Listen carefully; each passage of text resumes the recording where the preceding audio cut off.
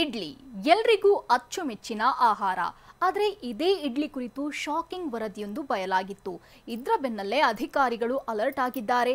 ಇಡ್ಲಿ ತಯಾರಿಕೆಯಲ್ಲಿ ಪ್ಲಾಸ್ಟಿಕ್ ಬಳಸೋರಿಗೆ ಶಾಕ್ ಕೊಟ್ಟಿದ್ದಾರೆ.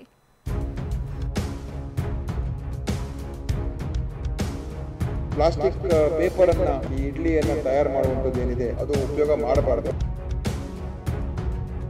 ಮಗು ಮೇಲೂ ಪರಿಣಾಮ ಬೀರುತ್ತೆ, ಗರ್ಭಿಣಿ ಆಗಿರೋದು ಆಕೆ ಮೇಲೂ ಕೆಟ್ಟ ಪರಿಣಾಮ ಬೀರುತ್ತೆ.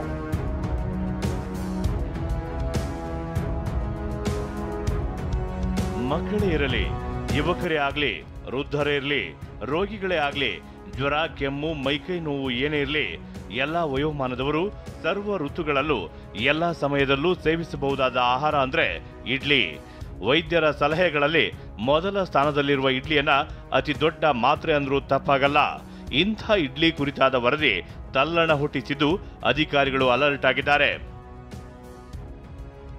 ಇಡ್ಲಿ ತಯಾರಿಕೆಯಲ್ಲಿ ಪ್ಲಾಸ್ಟಿಕ್ ಬಳಕೆ ಡೇಂಜರ್.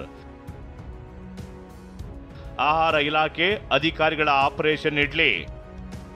ವಿಷಯ ಏನಂದ್ರೆ, ಇಡ್ಲಿ ತಯಾರಿಕೆ ಅದರ ಪಾರ್ಸೆಲ್ಗೆ ಹೋಟೆಲ್ಗಳಲ್ಲಿ ಬೀದಿ ಬೀದಿ ವ್ಯಾಪಾರಿಗಳು ಕ್ವಾಲಿಟಿ ಇಲ್ಲದ ಪರ್ಚ್ಮೆಂಟ್ ಪೇಪರ್ ಬಳಸ್ತಾರೆ. ಇದರಿಂದ PFAS ಎಂಬ ಕೆಮಿಕಲ್ ಬಿಡುಗಡೆ ಆಗುತ್ತೆ. ಈ ಕೆಮಿಕಲ್ ಆಹಾರವನ್ನ ಸೇರೋದ್ರಿಂದ ಕ್ಯಾನ್ಸರ್ ಬರುವ ಸಾಧ್ಯತೆ ಇದೆ. ಹಾರ್ಮೋನ್ ಏರುಪೇರಾಗುತ್ತೆ. ಮಹಿಳೆಯರಿಗೆ ಗರ್ಭಧಾರಣೆ, ಹೃದಯಾಘಾತ ಸಮಸ್ಯೆ ಎದುರಾಗಲಿದೆ ಅಂತ ತಜ್ಞರು ಎಚ್ಚರಿಸಿದ್ರು. ಬೆಂಗಳೂರಿನ 251ಕ್ಕೂ ಹೆಚ್ಚು ಕಡೆ ಸಂಗ್ರಹಿಸಿದ್ದ ಮಾದರಿಯಲ್ಲಿ 51 ಇಡ್ಲಿ ಸ್ಯಾಂಪಲ್ಸ್ ಅಸುರಕ್ಷಿತ ಅಂತ ವರದಿ ಬಂದಿದೆ. ಪ್ಲಾಸ್ಟಿಕ್ ನಮ್ಮ ದೇಹದ ಒಳಗಡೆ ಹೋಗ್ತದೆ.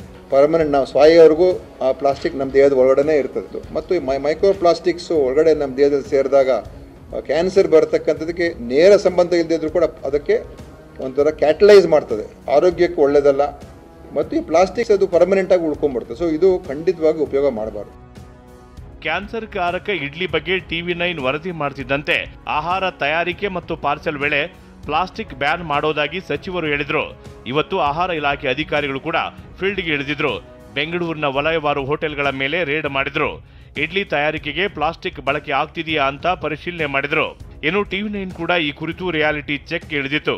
ಈ ವೇಳೆ ಹಲವೆಡೆ ವ್ಯಾಪಾರಿಗಳೇ ಪ್ಲಾಸ್ಟಿಕ್ ಸಂಪೂರ್ಣ ಬ್ಯಾನ್ ಆಗಬೇಕು ಅಂತ ಮನವಿ ಮಾಡಿದ್ರು. ಗ್ರಾಹಕರೇ ಪ್ಲಾಸ್ಟಿಕ್ ಕವರ್ ಹಾಕಿಕೊಡಿ ಅಂತಾರೆ ಅಂತ ಬೇಸರ ತೋಡಿಕೊಂಡ್ರು. ಮೈಸೂರಿನಲ್ಲಿ TV9 ಜೊತೆ ಮಾತನಾಡಿದ ವ್ಯಾಪಾರಿ ಇನ್ಮುಂದೆ ಯಾವುದೇ ಕಾರಣಕ್ಕೂ ಪ್ಲಾಸ್ಟಿಕ್ ಬಳಸಲ್ಲ ಅಂತಂದ್ರು. ನಿನ್ನೆ ವಿಷಯ ಗೊತ್ತಾಯ್ತಿರಲಿಲ್ಲ. ನಿನ್ನೆ ಒಂದು ಡಜನ್ ಬಟ್ಟೆ ತಂದು ರೆಡಿ ಮಾಡಿದ್ದೀನಿ. ಬಿಸಿನೀರು, ಬಿಸ್ಲೇರಿ ಎಲ್ಲ ಫ್ರೆಶ್ ಆಗಿ. ಬಟ್ಟೆ ಇಲ್ಲದೆ ತಟ್ಟೆ ಇನ್ನೊಂದು ಬತ್ತಿದೆ ಚಾ ಇರೋದು, ಅದಕ್ಕೆ ಏನು ಹಾಕಂಗಿಲ್ಲ. ಅದು ತಗೊಬಂದು ಯೂಸ್ ಮಾಡ್ತೀನಿ. ಪ್ಲಾಸ್ಟಿಕ್ ಯಾವುದೇ ಕಾರಣಕ್ಕೂ ಮಾಡಿಕೊಡ್ದು. ಬಾಗಲಕೋಟೆ ಹೋಟೆಲ್ಗಳಲ್ಲಿ ಪ್ಲಾಸ್ಟಿಕ್ ಬಳಕೆ ಇರಲಿಲ್ಲ.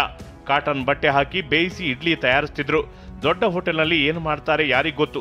ನಾವು ರಸ್ತೆ ಬದಿ ತಿಂತೀವಿ ಅಂತಂದ್ರು. ಪ್ಲಾಸ್ಟಿಕ್ ಯೂಸ್ ಮಾಡಿ ಇಡ್ಲಿ ತಯಾರು ಮಾಡ್ತಾರಂದ್ರೆ ಕ್ಯಾನ್ಸರ್ ಬರೋದಂತೂ ಸತ್ಯ. ಈಗಾಗಲೇ ರಾಜ್ಯದ ಉದ್ದಗಲಕ್ಕೂ ಸರ್ಕಾರ ಭಾಳ ಪ್ರಯತ್ನವನ್ನು ಮಾಡಿದೆ. ಸಾರ್ವಜನಿಕರಿಗೆ ತೊಂದರೆ ಆಗದಂಥ ಫುಡ್ಡನ್ನು ತಯಾರು ಮಾಡಲಿಕ್ಕೆ ಒಂದು ಕಾನೂನನ್ನು ಜಾರಿ ಮಾಡ್ಬೇಕಂತ ನನ್ನ ವಿಚಾರ ಸರ್. ಹಾಸನದಲ್ಲಿ ಪ್ಲಾಸ್ಟಿಕ್ ಬಳಸಿಯೇ ಇಡ್ಲಿ ತಯಾರಿಸ್ತಿರೋದು ಬೆಳಕಿಗೆ ಬಂತು.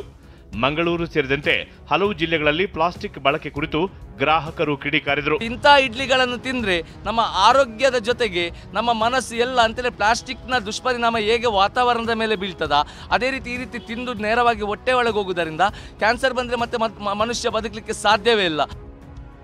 ಇಡ್ಲಿ ಅನ್ನೋದು ಎಲ್ರಿಗೂ ಅಚ್ಚುಮೆಚ್ಚು. ಆದರೆ ಇಂಥ ಇಡ್ಲಿ ತಯಾರಿಕೆಯಲ್ಲಿ ಪ್ಲಾಸ್ಟಿಕ್ ಬಳಕೆಗೆ ಸಂಪೂರ್ಣ ಕಡಿವಾಣ ಹಾಕಬೇಕಿದೆ. Bureau report TV9.